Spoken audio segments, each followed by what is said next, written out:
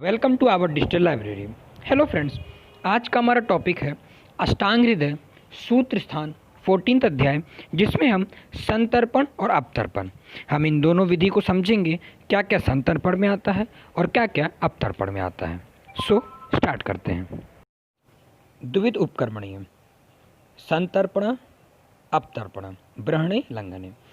सबसे मुख्य बात इस चैप्टर में समझिए, इसमें हम दो तरह के पुरुषों की बात करेंगे, या तो वो कृश होगा या तो वो स्थूल होगा। अब स्थूल व्यक्ति को कृश में परिवर्तन करना है तो क्या करिएगा, अवतर्पण कराइएगा।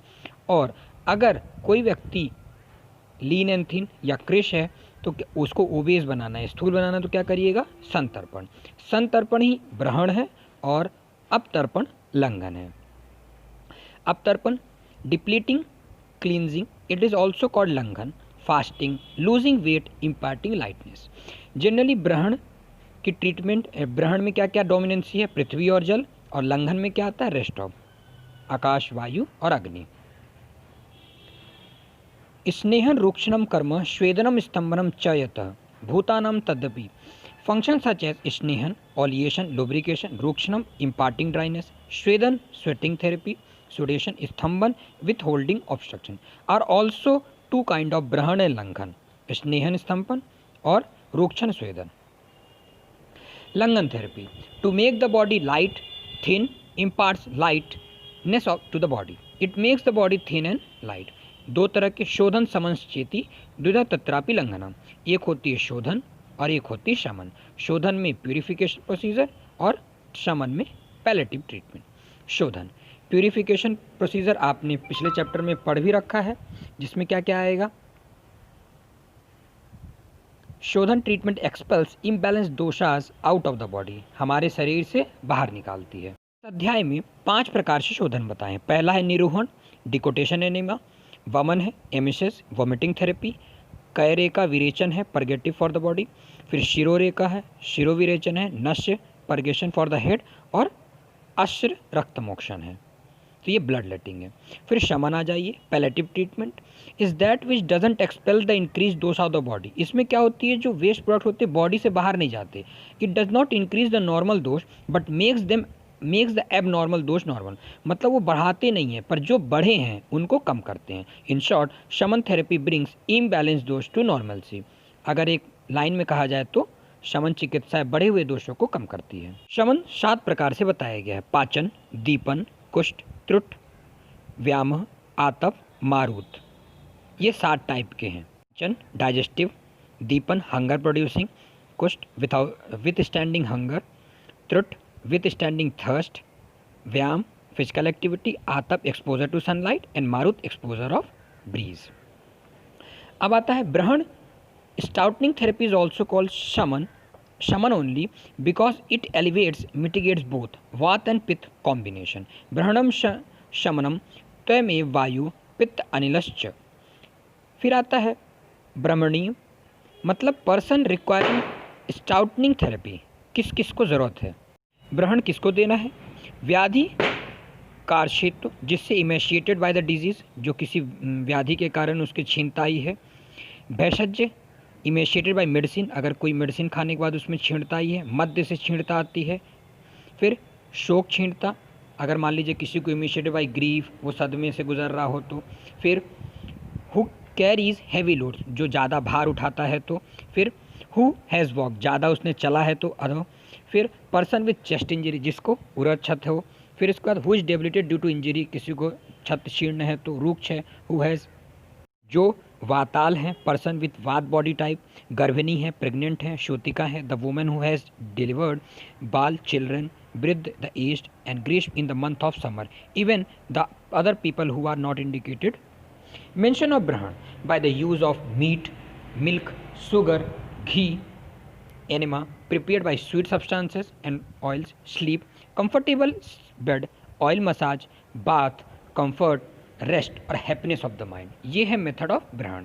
इनसे ब्रहण कर्म या क्रिया किया जाता है। अब आता है लंघन। लंघन किसको देना है, सवाल ये है। तो पर्सन रिक्वायरिंग थिनिंग थेरेपी, तो क्या होगी लंघन, थिनिंग स्लिमिंग थेरेपी। मेद, जिसको डायबिटीज़ है। फिर इसके बाद पर्सन सफरिंग फॉर आम दोष को देना है। फिर who has undergone excess oleation, अति स्निग्ध व्यक्ति को देना है। ज्वर, स्टिफनेस ऑफ द थाइज, कुष्ठ स्किन डिजीज में।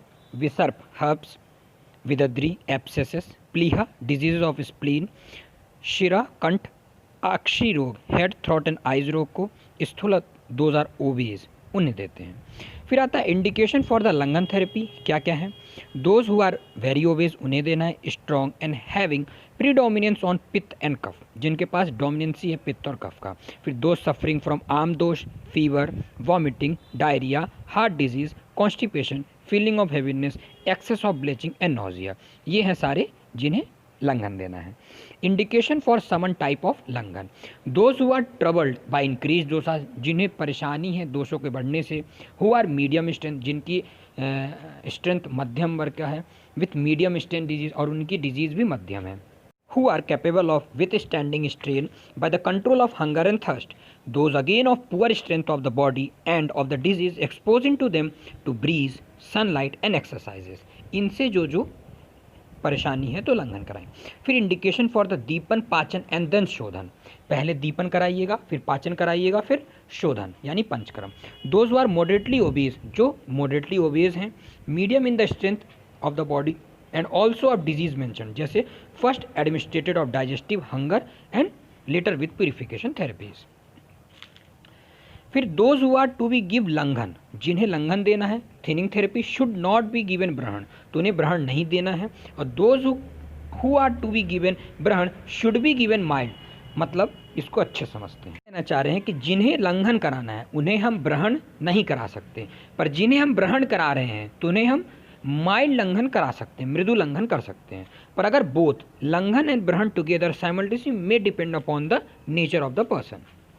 फिर आता है ब्रहण के लाभ, इसके चिकित्सा फल क्या है। बेनिफिट ऑफ ब्रहण, तो ब्रहण therapy makes for strength, nourishment of the body and cure of such diseases which are curable by that therapy, मतलब जिस इससे स्ट्रेंथ तो बढ़ ही रहा है, साथ में नरिशमेंट भी हो रही बॉडी की और डिजीजेज में भी क्योर होगा। फिर लंघन से लाभ क्या क्या होगा। Keenness and clarity of sense organ, फिर इसका एक्सपल्सन ऑफ मलास, मल निकलेगा बॉडी से, दोष एंड मल। फीलिंग ऑफ लाइटनेस, बॉडी हल्की होगी। गुड टेस्ट परसेप्शन, आपको टेस्ट अच्छा आएगा। Appearance of the hunger and thirst, आपको दोनों अपीयरेंस होगा। फिर feeling of purity in the chest region, clear belching and clear throat, softening of the disease, decreased severity, increase of the enthusiasm and loss of stupor, laziness हटती है। These therapies indulges into a great measure that required lead on to profound obesity and emaciation, etc., which will be enumerated now along with this treatment. ये therapy से क्या क्या होगा, एक great major जिससे हम ओबेसिटी को भी कर सकते हैं कंट्रोल और इमेशिएशंस को भी। अब अति ब्रहण, अगर आपने किसी को ब्रहण करा रहे अति हो जाए तो excess of brimhana therapy produces अति स्थूल, उसको ओबेसिटी बढ़ जाएगी। ब्रहण करा रहे हैं आप, मोटा कर रहे थे और मोटा हो गया। फिर अपच, फिर अपच हो जाएगा। मेद, डायबिटीज़ हो सकती है। ज्वर, फीवर हो सकता है। उदर मतलब इनलार्जमेंट ऑफ द एब्डोमेन हो जाएगा। फिर भगंदर, फिस्टूला हो सकता है। कफ हो सकता है। सांस, लॉस ऑफ कॉन्शियसनेस। फिर मूत्रकृश, डायसूरिया, आम या कुष्ठ, आम यानी पुअर डाइजेस्टिव एक्टिविटीज़ और कुष्ठ यानी स्किन डिजीज। दोषगत्या अति रिच्यन्ते ग्राही मेद्य अभि अधिभेदतः उपक्रमः न ते द्वित अधिन्ना अपि गदा एव, अर्थात though the state of the doshas are innumerable and innumerable are the kind of treatments such as grahi, withholding, etc. Still, they do not suppress two kind of brahan and langhan, just as in the disease through innumerable, like Sam and Niram. Food which are heavy and non-nutrition are ideal for those obese, whereas the opposite are ideal for the emaciated. अगर कोई क्षीण हुआ है तो उसे उल्टा opposite, जैसे food with heavy and non nutrition. यव, barley, Hordeum vulgare. Barley is heavy and non-nutrition, ideal for obese. And Godhum, wheat is light to digest and nutritious, hence good for emaciated. Yav and Godhum are good for both when prepared in as way as suitable to either. The emaciated person becomes stout like a boar by absence of worry, happiness, and more use of nutritious food and more of sleep. अतिलंघन excess of thinning therapy, अगर किसी की अतिलंघन हो गया तो profound emaciation, ब्रहण, delusion, dizziness, काश, थ्रूट, अरुचि, विजन, हेयरिंग, सीमेन, ओजस, हंगर एंड वॉइस, इन सब का क्षीण होना,